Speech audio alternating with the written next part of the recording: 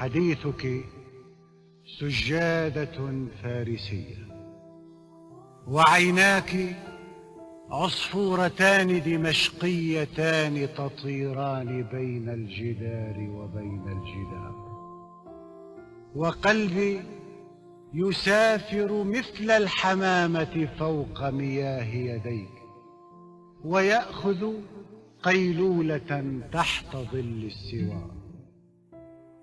وإني أحبك، إني أحبك، إني أحبك، لكن أخاف التورط فيك، أخاف التوحد فيك، أخاف التقمص فيك، فقد علمتني التجارب أن أتجنب عشق النساء وموج البحار.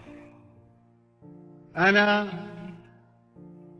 لا أناقش حبك، أنا لا أناقش حبك، فهو نهاري، وكيف أناقش شمس النهار؟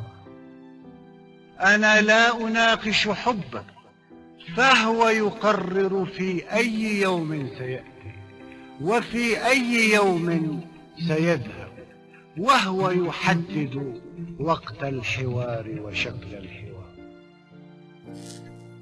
دعيني أصب لك الشاي، دعيني أصب لك الشاي، أنت خرافية الحسن هذا الصباح، وصوتك نقش جميل على ثوب مراكشية، وعقدك يلعب كالطفل تحت المرايا، ويرتشف الماء من شفة المزهرية. دعيني أصب لك الشاي. هل قلت إني أحبك؟ هل قلت إني سعيد لأنك جئت، وأن حضورك يدهش مثل حضور القصيدة، ومثل حضور المراكب والذكريات البعيدة؟